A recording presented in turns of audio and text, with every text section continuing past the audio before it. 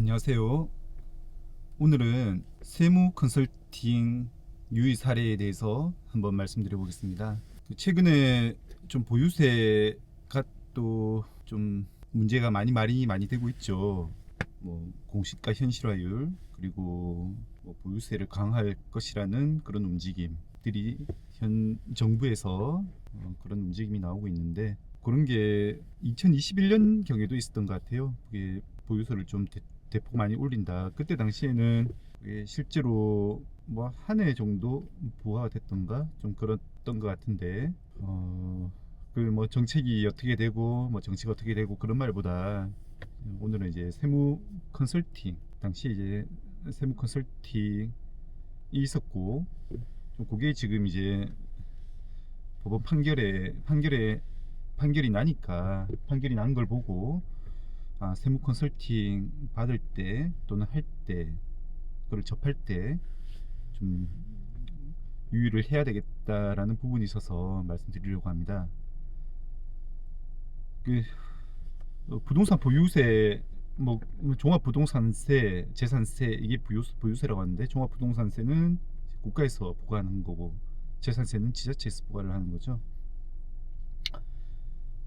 이 부과를 하는데 다주택자의 경우에는 이제 중과를 한다는 게 핵심인 거죠. 그래서 이제 뭐 사안 같은 경우에는 3주택자가 이제 당장에 이제 예고된 대로 종합부동산세 부과를 받으면 5천만 원 정도 부과를 납부를 해야 되는데, 한 주택만 이렇게 좀 바꿔놓으면, 내 명의가 아닌 것으로 바꿔놓으면 2주택자만 돼도 이게 종합부동산세 부담이 한 1천만 원 정도로 4천만 원이 줄어드는 그런 효과가 있는 거죠. 그런 효과를 보고 또 마침 이게 어떻게 할 수 있을까 찾아보다가, 이제 뭐 믿을 만한 변호사가 신탁을 이용해서 보유세를 획기적으로, 뭐 다주택자의 경우나 법인의 경우에 보유세를, 종합부동산세를 획기적으로 줄이는 방안을 말씀드리겠습니다. 이런 컨설팅을 제안하는 그런 경우입니다. 그런 광고를 많이 하고, 신탁을 이용한 뭐 보유세 절감 방안, 내 주택수를 줄이는 방안이겠죠. 줄이는 방안이라고 이야기한 것이, 그 컨설팅 내용이 뭐냐면, 뭐 부동산 명의신탁은 이제 기본적으로 무효가 되는 거고, 또 과징금 부담도 있고, 이제 그거는 이제 상식적인 부분이니까요. 그래서 그 컨설팅 내용에서 제안한 것은 신탁 계약을 활용한다. 그리고 이제 이 부동산을 제3자한테 신탁하고, 이제 위탁자 명의를 다른 사람에게 이전시키는 방법으로 하면 내 보유 주택수에서 제외되도록 되어 있습니다. 왜냐하면 이제 종합부동산세법 규정에 신탁된 부동산의 경우 이제 위탁자가 보유자인 것으로 보고 주택수를 계산한다, 이런 조항이 있었던 것 같아요. 그 조항을 그냥 그대로 반대해석해서 활용을 한 거죠. 이게 신탁된 부동산의 경우에는 위탁자 기준으로 하고, 이 위탁자 명의가 이제 제3자 명의로 갈 수 있으면 이게 내 주택수에서 빠지게 되는 거죠.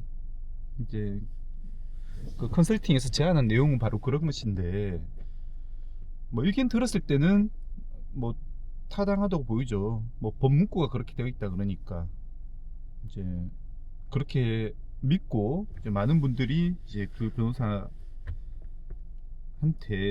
의뢰를 해가지고 뭐 신탁 계약을 체결하고, 또 뭐 적절한 이제 회사한테 이제 신탁을 하고, 또 위탁자 명의를 자기와 특수관계에 있는 자, 뭐 처나 자식이 되겠죠.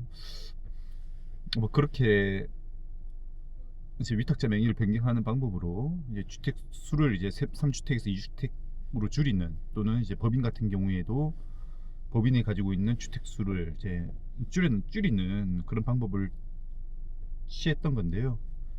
그 이제 2021년도에 한참 그런 이제 거래 행위를 하고 여기서 이제 세무적으로 문제가 되니까 이제 그런 사건들이 이제 판결이 한 5년 있다가 지금 이제 나기 시작하는 건데요. 그래서 법원은 결과적으로 그 경우에 이거는 그 주택수가 줄어든 게 아닙니다. 이건 여전히 3주택자로 봐야 됩니다. 라는 판결을 내렸거든요. 이제 국세청이 먼저 그런 세무조사를 해서 그런 주장을 하는 거겠죠. 이거는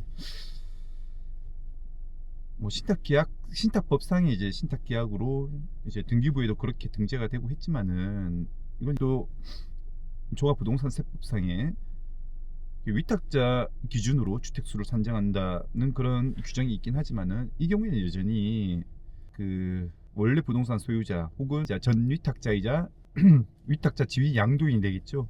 원래 가지고 있던 그 사람한테 그 사람 주택수로 봐서 그 사람한테 이제 종합부동산세를 1,000만 원이 아니라 3주택자니까 5천만 원을 부과하는 것이 맞습니다. 라는 이제 과세 처분을 하고 거기에 대해서는 이제 납세 의무자가 행정심판을 거쳐 이제 조세 소송을 해야 되는 그런 상황이 되는 건데요.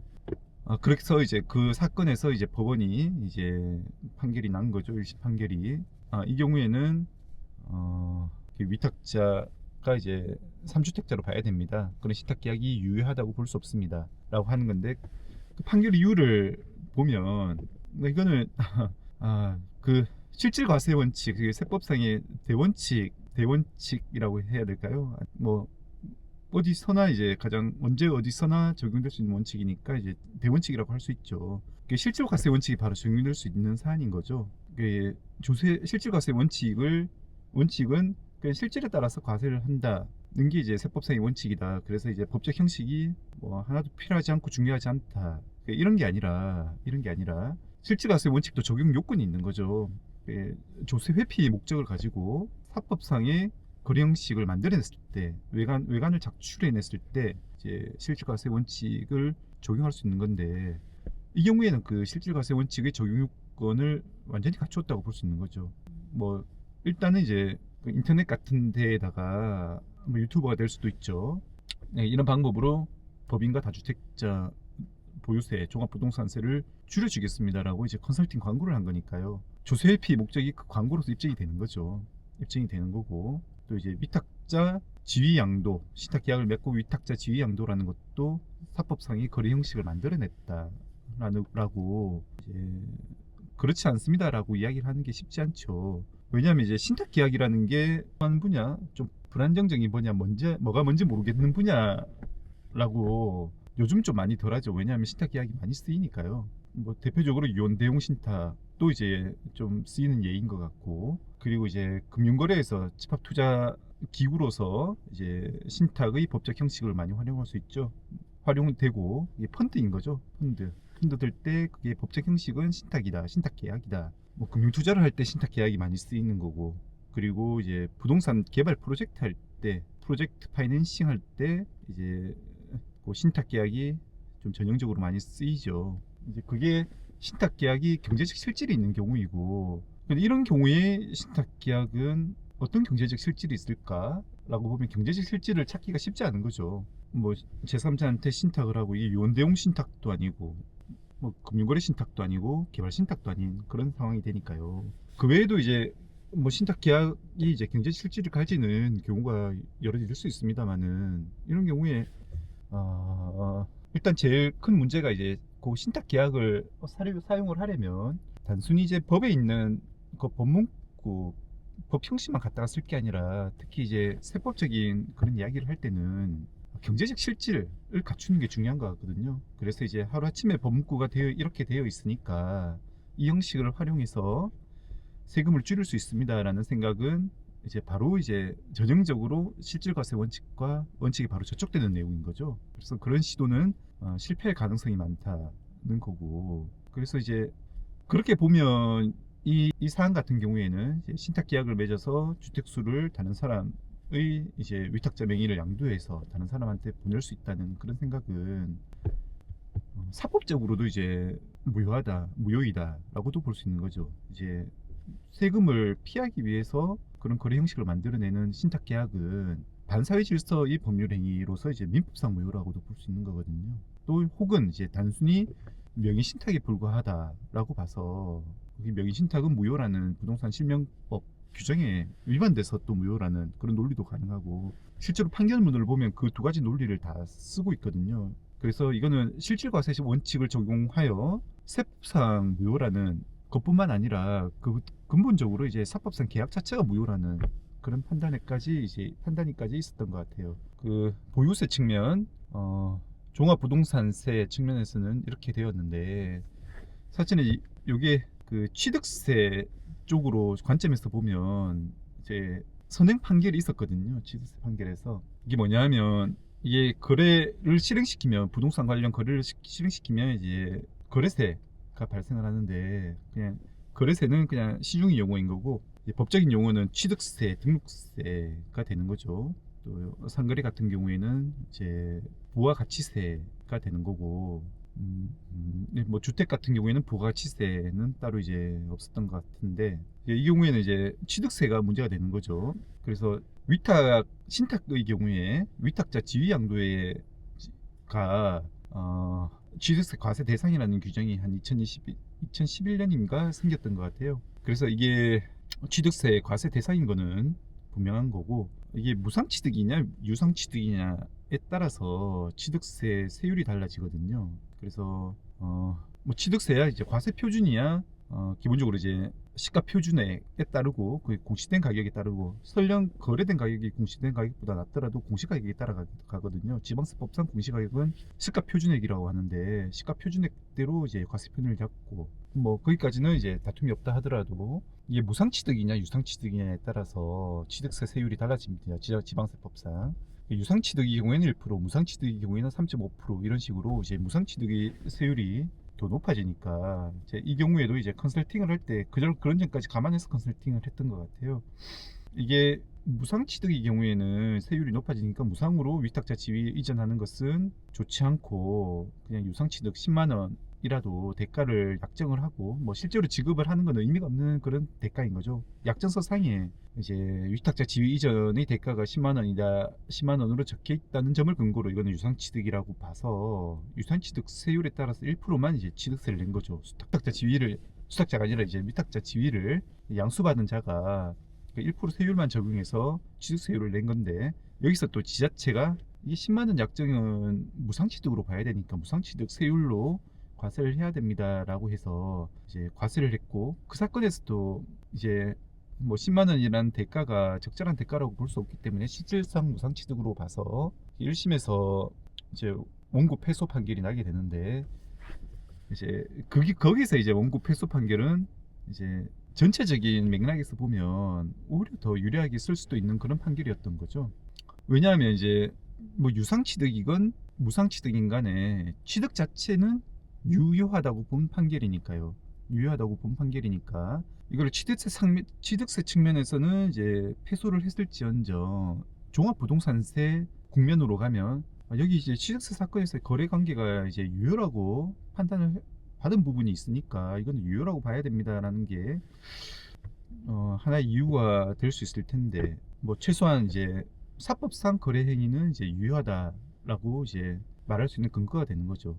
그 다음에 이제 세법상 실질과세를 버텨내려면 이 신탁계약의 이제 경제적 실질을 이제 가미하는 그런 게 필요한 건데, 그거는 이제 하루아침에 되는 건 아니거든요. 아무튼 여기서 이제 드리고 싶은 말씀은, 이 전체적인 국면에서 보면 그 패소 판결이 오히려 더 유리하게 작용될 수 있는, 최소한 사법상으로 유효하다고 말할 수 있는 근거가 될 수 있는 그런 판결이었는데, 거기에서도 또 이제 항소를 해서 이제 고등법원 대법원 가다 보니까 이게 또 다른 종합부동산세 사건의 국면에서도 바라봐야 된다는 것을 뭐 세무당국이나 법원에서도 이제 인지를 하게 되는 것 같아요. 그러다 보니까 이제 이게 거래 자체가 무효이구나, 사법상 무효이구나, 이제 반사회 질서의 행위로서 무효이구나, 조세 회피를 위해서 신탁 계약을 맺는 거는 반사회 질서의 행위니까 그거는 유효하다고 볼 수 없는 거 아닌가. 이제 취득 사건에서도 그런 생각을 하게 되니까 이제 법원에서 뭐 세금 사건은 행정 사건이라서 굳이 이제 당사자가 주장하는 내용에 법원이 기속되지가 않거든요.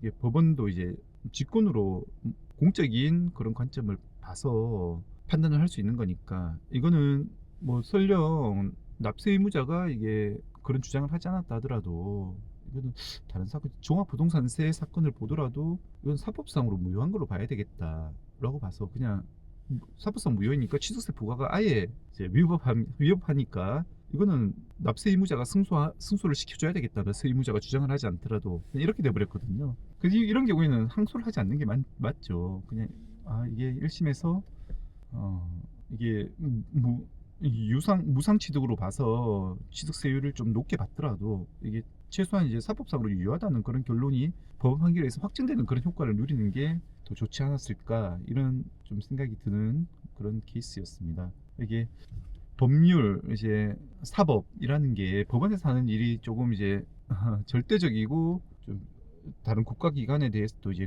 기속력이 있고, 이제 법원에서거나 행정기관에서나 상급에서거나 그게 유력한 근거로 법원 판결을 제시하는 경우가 많은데, 사실은 법원 판결이라는 것은 이제 사건의 단면만 보거든요. 정말 이제 둥그런 이제 뭔가의 실체가 있다 그러면 칼로 잘라서 특정 관점에서만 바라보는 게 사법이고 사법작용이기 때문에, 뭐 이런 지금 이제 종합부동산세 사건과 취득세 사건이 이제 일부에서 이렇게 한 방향으로 이야기하는 게 다른 국면에서는 이제 불리하게 적용되는 그런 경우도 많이 있거든요. 그런데 변호사들한테 일을 맡겨서 진행을 하다 보면 그런 전체적인 사안을 파악하고 일을 하는 게 아니거든요. 왜냐하면 이제 변호사라고 정보를 다 하는 게 아니라, 이게 의뢰인이 제공하는 정보에 기반해서 사건을 바라보고, 거기에 따라서 이제 법적인 관점으로 이제 분석을 하고, 뭐 거래 상대방이나 재판부나